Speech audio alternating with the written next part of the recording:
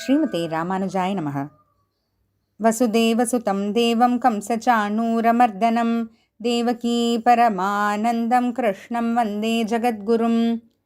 பார்த்தாய பிரதிபோதிதாம் பகவதா நாராயணேன ஸ்வயம் வியாசேன க்ரதிதாம் புராணமுனினா மத்யே மகாபாரதம் அத்வைதாமிருதவர்ஷிணீம் பகவதீம் அஷ்டாதசாத்யாயினீம் அம்பத்வாமனுசந்ததாமி பகவத்கீதே பவத்வேஷிணீம்.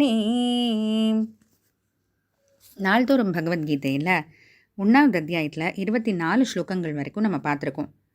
இப்போ வரைக்கும் பகவத்கீதை ஒரு மாதிரியாக நம்ம எதிர்பார்த்தபடி தானே போயிட்டுருக்கு. ஏன்னா இப்போதைக்கு போர்க்களத்தில் தான் நம்ம பார்த்துட்ருக்கோம். இன்னும் கிருஷ்ணர் அர்ஜுனனுக்கான உபதேசத்தை இன்னும் ஆரம்பிக்கலை.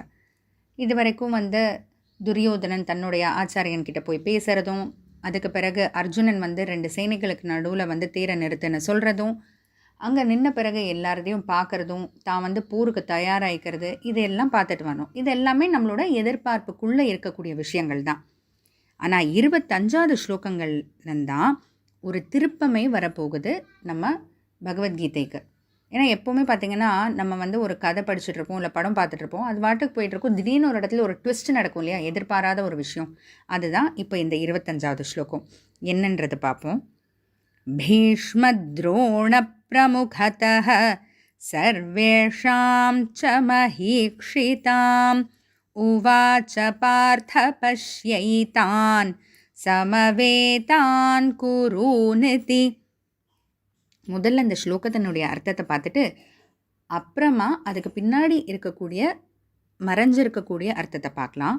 பீஷ்மத்ரோண பிரமுகதः, அர்ஜுனன் கிருஷ்ணரை சேனைகளுக்கு நடுவில் தேரை கொண்டு போய் நிறுத்த சொல்கிறார் இல்லையா. கிருஷ்ணரும் நிறுத்தியிருக்கார், 2 சேனைகள் நடுவில் தேரை நிறுத்தியிருக்கார். அந்த துரியோதனன் பக்கம் கரெக்டாக பீஷ்மர் துரோணர்லாம் நிற்கிறாங்க இல்லையா, அவங்களுக்கு முன்னாடி தேரை நிறுத்தியிருக்காரு. அந்த இடத்துலேருந்து எல்லாரையும் சர்வேஷாம் ச மஹீக்ஷிதம் எல்லாரையும் பார்க்க முடியும். இருந்தாலும் நேரெதிராக அங்கே இருக்கிறது பீஷ்மர் துரோணர் முதலானோர்.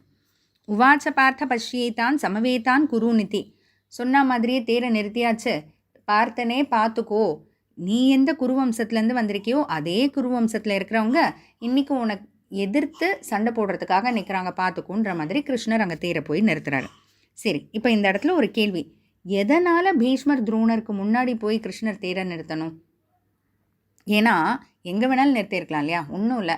கர்ணனுக்கு முன்னாடியோ இல்லை துரியோதனனோ துஷாசனனுக்கு முன்னாடியோ கொண்டு போய் நிறுத்தியிருந்தா அர்ஜுனனுக்கு இருந்த கோபம் இன்னும் கொப்பளிச்சு முன்னாடியே சொன்ன மாதிரி போகிற 2-3 நாளில் கூட முடிச்சிட்ருக்கலாம். இருந்தாலும் பீஷ்மர் துரோணர் முதலானோருக்கு முன்னாடி போய் ஏன் தேரை நிறுத்தணும்னா பல காரணங்கள் இருக்குது. ஒவ்வொன்றா பார்த்துட்டு வருவோம். 1, துரியோதனன் பக்கம் இருக்கக்கூடிய சேனைக்கு சேனாபதி தலைவர் பீஷ்மர், அதனால் அங்கே. 2வது காரணம் அந்த பக்கம் நிற்கிறதுலையே மூத்தவர் ஆனது பீஷ்மர் தான், அதனால். 3வது காரணம், இது மாதிரி அவன் பெரியவங்களுக்கு முன்னாடி போய் நிறுத்தினா அப்போயாச்சும் அந்த பெரியவங்க துரியோதனன் அவங்களுக்கெல்லாம் போய் நல்ல புத்தி எடுத்து சொல்லி இந்த சண்டையெல்லாம் வேணாப்பா அப்படின்னு சொல்கிறாங்களான்னு பார்க்குறதுக்காக தான். ஆனால் இது எல்லாத்தோடைய முக்கியமான ஒரு காரணம் என்னென்னா, அவங்க முன்னாடி போய் நிறுத்தினாதான் அர்ஜுனனுக்கு ஐயோ என் முன்னாடி என்னோடய ஆச்சாரியன் நிற்கிறாரே, என்னுடைய தாத்தா பிதாமகர் நிற்கிறாரே அப்படின்ட்டுலாம் மனம் கலங்கி அந்த மனக்கலக்கத்து மூலமாக கீதையை உபதேசம் பண்ணுறதுக்கான வாய்ப்பு கிடைக்கும்ன்றதுனால பகவான் அங்கே நிறுத்தினாராமா. கேட்குறதுக்கே ரொம்ப சுவாரஸ்யமாக இருக்குல்ல. நிறுத்திட்டார கிருஷ்ணர். இதுக்கு அர்ஜுனனோட ரியாக்ஷன் என்ன? தொடர்ந்து பார்ப்போம். ஜெய் ஸ்ரீ கிருஷ்ணா.